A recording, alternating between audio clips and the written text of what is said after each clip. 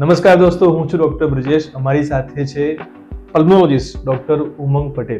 છેલ્લા 5 વર્ષથી અનંતા અને સ્ટાર હોસ્પિટલ ખાતે કામ આવે છે. સાહેબ, શિયાળાની સિઝન આવે એટલે વિન્ટરમાં શ્વાસના રોગોનું કેસીસ વધતા જાય છે. કયા કેસીસ વધતા હોય છે સાહેબ? શ્વાસના કેસો આમ તો વર્ષ દરમિયાન રહેતા હોય છે, પરંતુ શિયાળાની સિઝન આવતા વધી જતા હોય છે. એવા કેસો છે ફ્લૂ, કે જેને આપણે ઇન્ફ્લુએન્ઝા કહીએ છીએ, અસ્થમા, દમ જેવા રોગોનું પ્રમાણ શિયાળાની સિઝનમાં વધી જતું હોય છે. ઓકે, ફ્લૂ બહુ કોમન ડિઝીઝ છે, બરાબર? ઘણા ટાઈમથી છે, પણ એ દર વર્ષે એમાં ફેરફાર થતો હોય છે. તો નોર્મલ ફ્લૂ છે કે આ નોર્મલ ફ્લૂ નથી? અત્યારનો જે કયો ફ્લૂ છે, શું ચાલી રહ્યું છે, જરા એના વિશે કહેશો?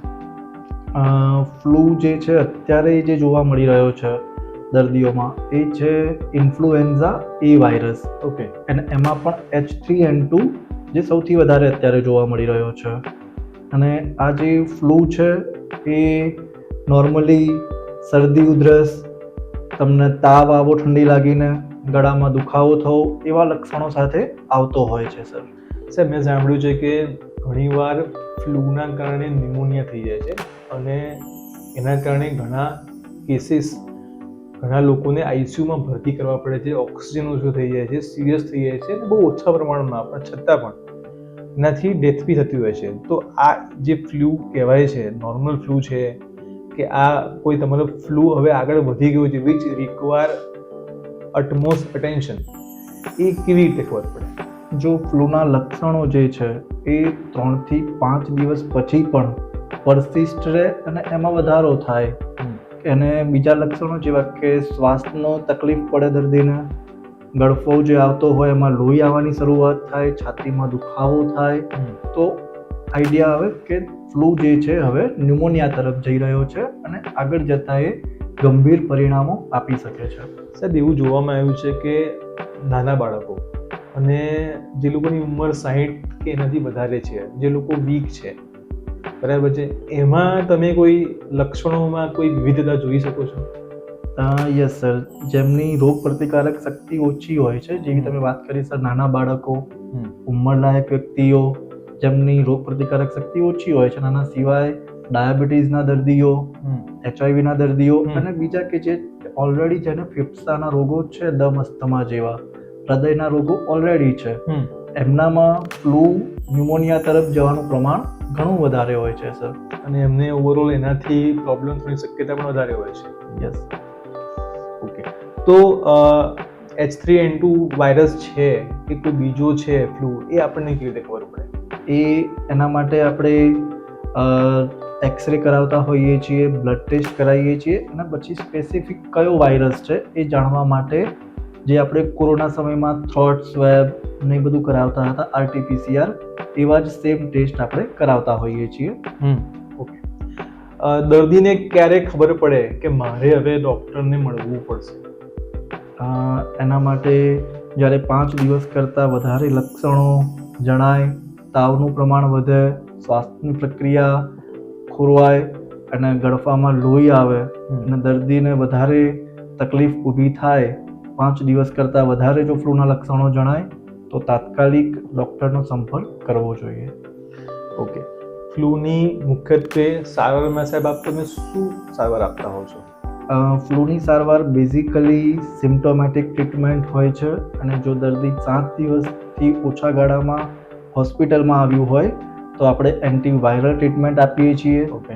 અને સાથે સાથે જો બ્લડ ટેસ્ટ ને એવું કરાવીએ અને એમાં જો બેક્ટેરિયલ ઇન્ફેક્શન પણ જણાતું હોય સાથે, તો આપણે સેકન્ડરી ઇન્ફેક્શનને પ્રિવેન્ટ કરવા માટે પણ ઘણી વખત એન્ટીબાયોટિક ને સપોર્ટિવ ટ્રીટમેન્ટ આપીએ છીએ સર. નોર્મલી કેટલા દિવસની સારવારમાં દર્દી સારા થઈ જતા હોય છે? જનરલી 3 થી 5 દિવસમાં દર્દીઓ સારા થતા હોય છે, પરંતુ અમુક દર્દીઓ કે જે ઉંમરલાયક છે, જેની રોગ પ્રતિકારક શક્તિ ઓછી છે, ઓલરેડી ફેફસાના રોગો છે, એવા દર્દીઓમાં અમુક વખત આઈસીયુની ટ્રીટમેન્ટ ચાલતી હોય તો લાંબો ગાળા પણ થતો હોય છે. ઓકે. હવે એક નોર્મલ માણસ પ્લસ જે લોકો હાઈ રિસ્ક પોપ્યુલેશનમાં આવે છે, એ લોકોને જો બચવું હોય, એમને ઇન્ફેક્શન ના થાય ફ્લૂનું, તો એના માટે શું કરી શકે?